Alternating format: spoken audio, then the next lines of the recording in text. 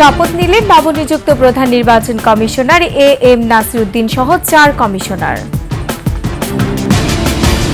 12 দফা দাবিতে প্রেস ক্লাবের সামনে অটোরিকশা চালকদের গণ অবস্থান, রাজধানীর বিভিন্ন জায়গায় বিক্ষোভ। এবং গার্মেন্টস সেক্টরে সক্ষমতা বৃদ্ধিতে সহায়তা করবে যুক্তরাষ্ট্র, জানালেন বাণিজ্য উপদেষ্টা।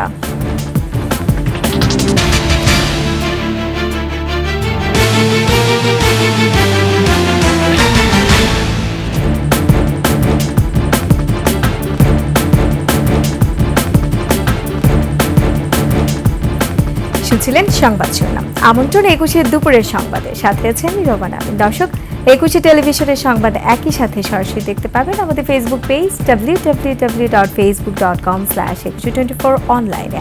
এছাড়া সাবস্ক্রাইব করতে পারেন www.youtube.com/@21etv চ্যানেলে। শপথ নিলেন নবনিযুক্ত প্রধান নির্বাচন কমিশনার এম নাসিরউদ্দিন সহ 4 কমিশনার। দুপুরে নতুন প্রধান নির্বাচন কমিশনার ও 4 কমিশনারকে শপথ বাক্য পাঠ করান প্রধান বিচারপতি সৈয়দ রেফাত আহমেদ। বৈষম্য বিরোধী ছাত্র আন্দোলনের নেতৃত্বে সংগঠিত গণ অভ্যুত্থানের মুখে আওয়ামী লীগ সরকার পতনের 1 মাস পর গত 5 সেপ্টেম্বর পদত্যাগ করেন হাবিবুল আওয়ালের নেতৃত্বাধীন নির্বাচন কমিশন। এর 2.5 মাস যেতে এবার অবসরপ্রাপ্ত সচিব এম নাসিরউদ্দিনকে প্রধান করে 5 সদস্যের নতুন নির্বাচন কমিশন গঠন করে দিয়েছেন রাষ্ট্রপতি মোহাম্মদ শাহাবুদ্দিন।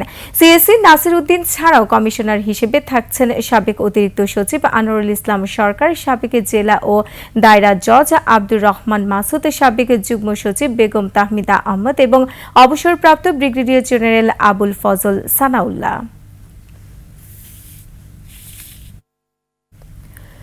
12 দফা দাবিতে জাতীয় প্রেস ক্লাবের সামনে গণ অবস্থান কর্মসূচি আজকের মতো স্থগিত করেছে রিকশা, ভ্যান ও ইজি বাইকের শ্রমিক ইউনিয়ন।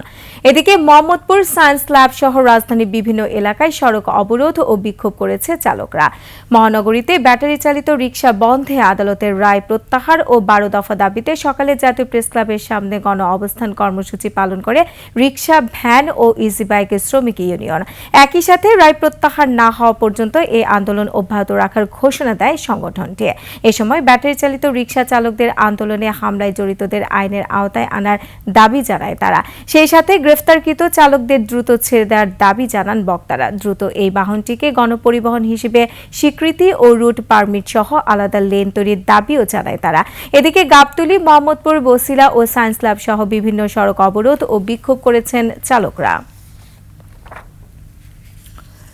এদিকে ঢাকা মহানগর এলাকায় 3 দিনের মধ্যে ব্যাটারি চালিত অটোরিকশা চলাচল বন্ধের আদেশের বিরুদ্ধে আবেদন নিয়ে আপিল বিভাগে যাচ্ছে রাষ্ট্রপক্ষ।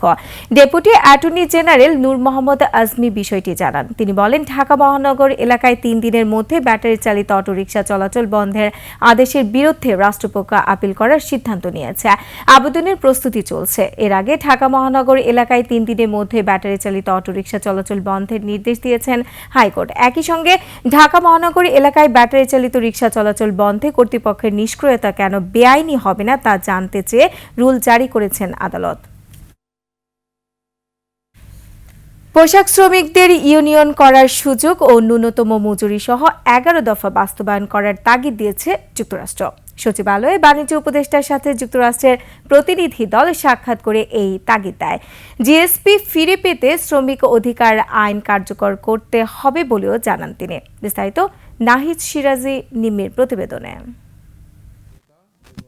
রোববার সকালে সচিবালয়ে আসে যুক্তরাষ্ট্রের শ্রম প্রতিনিধি দল। মন্ত্রণালয়ের সভাকক্ষে বৈঠক করে বাণিজ্য উপদেষ্টা শেখ বশির উদ্দিনের সঙ্গে। বৈঠক শেষে সাংবাদিকদের সাথে কথা বলেন উপদেষ্টা। জানান কি কি বিষয়ে হয়েছে আলোচনা। 11 দফার যে কর্মসূচি যেটা হয়েছে, এই কর্মসূচিকে বাস্তবায়ন করার ক্ষেত্রে আমরা আজকে বিশদভাবে আলোচনা করলাম এবং কিভাবে আমরা কত দ্রুত আমরা এই 11 দফা বাস্তবায়ন করতে পারি, এই উদ্দেশ্যে আমাদের আলোচনাটা হয়েছে। জিএসপি সুবিধা ফিরে পাওয়ার আশাও ব্যক্ত করেন তিনি। জিএসপি পেতে গেলে আমাদের লেবার রাইটের যে এলিমেন্টগুলো আছে সেগুলোকে কমপ্লাই করার দরকার আছে এবং আমরা এইগুলো কমপ্লায়েন্সের পরে অবশ্যই আমরা জিএসপি পাবো বলে আশা রাখি। পরে বাণিজ্য সচিব জানান, ইউরোপীয় ইউনিয়ন সহ অন্যান্য দেশের মতো শুল্কমুক্ত সুবিধাও চাওয়া হয়েছে যুক্তরাষ্ট্রের কাছে। আমরা সবসময় duty free, quota free access যেটা ইউরোপিয়ান ইউনিয়নে পাচ্ছি সেটা আমরা সব জায়গায় চাচ্ছি। আমরা এদেরকে বলছি, কিন্তু এরা ওই লাইন নিয়ে কিন্তু খুব বেশি কথা বলে না, কিন্তু আমরা চেয়েছি। গার্মেন্টস সেক্টরের সক্ষমতা বৃদ্ধিতে যুক্তরাষ্ট্র সহায়তার আশ্বাস দিয়েছেন বলেও জানান তিনি। তবে তারা ওভারঅল আরএমজি সেক্টরকে আরো কিভাবে স্কিলফুল করা যায়, আরো কিভাবে কম্পিটিটিভ করা যায়, সেক্ষেত্রে তারা সহযোগিতা দেবেন বলে জানিয়েছে। নাহিদ সিরাজি নিম্মি, 21 টেলিভিশন, ঢাকা। শেখ হাসিনার আমলে বিদ্যুৎ উৎপাদনের চুক্তি পর্যালোচনায় সহায়তার জন্য একটি স্বনামধন্য আইনি ও তদন্তকারী প্রতিষ্ঠান নিয়োগে অন্তর্বর্তী সরকারকে চিঠি দিয়েছে বিদ্যুৎ, জ্বালানি ও খনিজ সম্পদ মন্ত্রণালয় সম্পর্কিত জাতীয় পর্যালোচনা কমিটি। 2009 থেকে 2024 সালের মধ্যে হওয়া চুক্তি নিয়ে সহায়তা চেয়েছে মন্ত্রণালয়। প্রধান উপদেষ্টার প্রেস উইং এ তথ্য জানিয়েছে।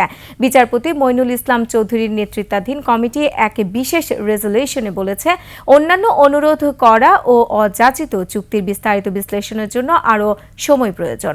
কমিটি এমন প্রমাণ সংগ্রহ করছে যা আন্তর্জাতিক সালিসি আইন এবং কার্যধারার সঙ্গে সামঞ্জস্য রেখে সম্ভাব্য পুনর্বিবেচনা বা চুক্তি বাতিল করতে পারে।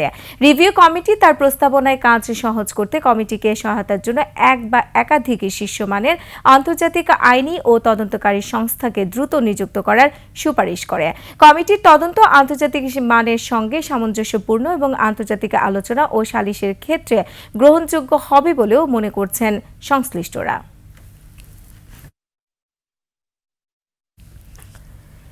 জলবায়ুর ঝুঁকিতে থাকা দরিদ্র দেশগুলোকে প্রতি বছর $300 বিলিয়ন সহায়তা দেবে পরিবেশ দূষণকারী ধনী দেশগুলো।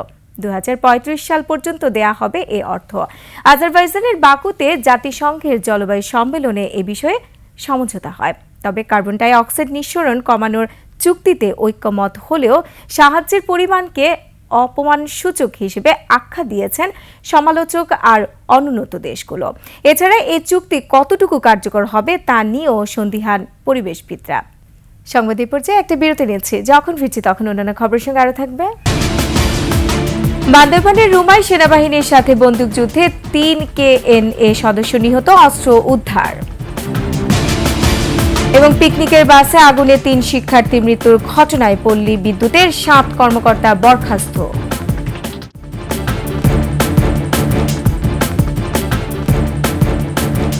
বিরতির পর আবার আমন্ত্রণ 21 দুপুরের সংবাদে।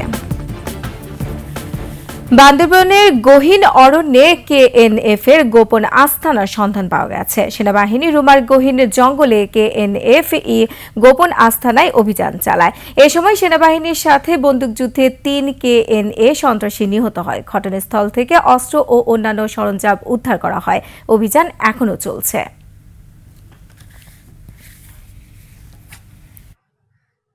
গাজীপুরে ইসলামিক ইউনিভার্সিটি অফ টেকনোলজির 3 শিক্ষার্থী মৃত্যুর ঘটনায় ময়মনসিংহ পল্লী বিদ্যুৎ সমিতির 7 কর্মকর্তাকে সাময়িক বরখাস্ত করা হয়েছে। এই ঘটনায় সোমবার থেকে বিশ্ববিদ্যালয়ে 3 দিনের শোক ঘোষণা করা হয়েছে। বাংলাদেশ পল্লী বিদ্যুতায়ন বোর্ডের ঊর্ধ্বতন কর্মকর্তারা ঘটনাস্থল পরিদর্শন করেছেন। পরে বোর্ডের পক্ষ থেকে 8 সদস্যের তদন্ত কমিটি গঠন করা হয়। সাময়িক বরখাস্তরা হলেন ময়মনসিংহ পল্লী বিদ্যুৎ সমিতি 2 এর deputy general manager Kamlesh Chandra Barman, Maola zonal officer deputy general manager Khondokar Mahmudul Hasan, AGM Tanvir, junior engineer Motiur Rahman, lineman Parvez Mia, Shahadat Hossain ও আবুল কাশেম। শনিবার পিকনিকে যাওয়ার পথে BRTC দ্বিতল বাসে বিদ্যুৎস্পৃষ্ট হয়ে মারা যায় বিশ্ববিদ্যালয়ের 3 শিক্ষার্থী। দেশের পোশাক খাতের অগ্নি দুর্ঘটনার ভয়াল স্মৃতির নাম তাজরিন ট্র্যাজেডি। 2012 সালের 24 নভেম্বর আশুলিয়ার নিশ্চিতপুরে তাজরিন ফ্যাশন গার্মেন্টস কারখানায় অগ্নিকাণ্ডে প্রাণ হারান 117 শ্রমিক। আহত হয় 2 শতাধিক। বেঁচে ফেরা অনেকেই আর ফিরতে পারেননি স্বাভাবিক জীবনে। এখনও পুনর্বাসিত না হয় আক্ষেপ আহতদের। দর্শক, সাভার প্রতিনিধির তথ্যচিত্রে ডেস্ক রিপোর্ট। 2012 সালের 24 নভেম্বর সকালে অন্য দিনের মতো সেদিনও কাজে যোগ দিয়েছিলেন শ্রমিকেরা। সন্ধ্যায় হঠাৎই ভবনের 8 তলায় আগুনের সূত্রপাত। মুহূর্তে তা ছড়িয়ে পড়ে পুরো ভবনে। জীবন বাঁচাতে কেউ কেউ লাফিয়ে পড়েন, অনেকেই পুড়ে অঙ্গার। দিনের আলোর সাথে সেদিন নিভে গিয়েছিল অনেকের জীবন। সন্ধ্যা নামতেই শ্রমিকদের বাঁচার আকুতিতে ভারী হয়ে ওঠে নিশ্চিন্তপুরের আকাশ বাতাস। সে দৃশ্য মনে পড়লে এখনও আটকে ওঠেন প্রত্যক্ষদর্শীরা। তাপ ছিল প্রচুর, যার জন্য এখানে আমরা ভিতরে ঢুকতে পারি না। দূরে থেকে দেখছি কিছু মানুষ লাফায়া পড়ছে চালের উপরে। পাঁচির ওপর পড়তেছে, রড কারা করা আছে, ওর উপরে এসে পড়ে মনে করেন যে মানুষ এই করতেছে, কাকুতি মিনতি করতেছে, বাঁচাও বাঁচাও। দুর্ঘটনার পর বেশ কয়েক বছর ধরেই আহত শ্রমিকরা ক্ষতিপূরণের আশায় থাকতেন ভবনের আশপাশের এলাকায়। তাদের মধ্যে অনেকে মারা গেছেন, কেউ অর্থাভাবে ফিরে গেছেন গ্রামে। আমার মাজার বল সরে গেছে, হাড় ফাইটে গেছে এবং ডান হাত ডান পায়ে সমস্যা। প্রতিদিন রাত্রে আমি কান্দে ঘুমাই। তাজরিন গার্মেন্টস বেকার ফেলে থইছে, হয় চালু করো, আর যদি চালু নাই করে আমাদের জন্য ঘর বাড়ি বানায় দেব, আমরা থাকি। আগের তো প্রতারণা করিয়া গেছে সরকার, আমরা আশা করি যে এইবার আমরা ক্ষতিপূরণ পাওয়া যাব। পঙ্গু ও আহতদের পুনর্বাসন সহ ঘটনার সাথে জড়িতদের বিচারের দাবি জানান শ্রমিক নেতারা। নামমাত্র একটি সহযোগিতা করা হয়েছে, কিন্তু প্রকৃত ক্ষতিপূরণ পুনর্বাসনের কোনো ব্যবস্থা করা হয়নি, যার কারণে শ্রমিকরা আজকে খুবই অসহায় জীবনযাপন করতেছে। মালিককে গ্রেপ্তার করছিল নামমাত্র, জামিনে বেরিয়ে এসে সে আওয়ামী লীগ মৎস্যজীবী লীগের সভাপতি হয়ে সে দাপট দেখিয়ে এই ঘুরে বেড়াচ্ছে। একই জায়গায় কারখানাটি ফের চালু করে আহত শ্রমিকদের বাসস্থান বা কর্মসংস্থানের উদ্যোগ নেয়ার দাবি ক্ষতিগ্রস্ত শ্রমিকদের। সমর ইসলাম, ডেস্ক রিপোর্ট, 21 টেলিভিশন। শাহাদাত হোসেনকে পেছনে ফেলে টেস্ট ক্রিকেটে একে পঞ্জিকা বর্ষে বাংলাদেশি পেসারদের মধ্যে সর্বোচ্চ উইকেট পাওয়ার রেকর্ড করলেন পেসার হাসান মাহমুদ। 2008 সালে 14 ইনিংসে 23 উইকেট পান শাহাদাত। ওয়েস্ট ইন্ডিজ সফরের আগে তার সাথে যৌথভাবে শীর্ষে ছিলেন হাসান। অ্যান্টিগা টেস্টের দ্বিতীয় দিনে 2 উইকেট শিকারে চলতি বছর টেস্টে হাসান এখনও পর্যন্ত নিয়েছেন 13 ইনিংসে 25 উইকেট, যা এক পঞ্জিকা বর্ষে টেস্ট ক্রিকেটে কোনো বাংলাদেশের পেসারদের সর্বোচ্চ উইকেট পাওয়ার রেকর্ড।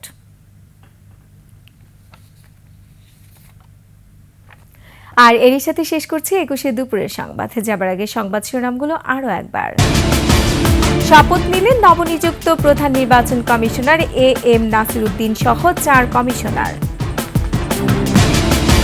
12 দফা দাবিতে প্রেস ক্লাবের সামনে অটোরিকশা চালকদের গণ অবস্থান, রাজধানীর বিভিন্ন জায়গায় বিক্ষোভ। এবং গার্মেন্টস সেক্টরে সক্ষমতা বৃদ্ধিতে সহায়তা করবে যুক্তরাষ্ট্র, জানালেন বাণিজ্য উপদেষ্টা।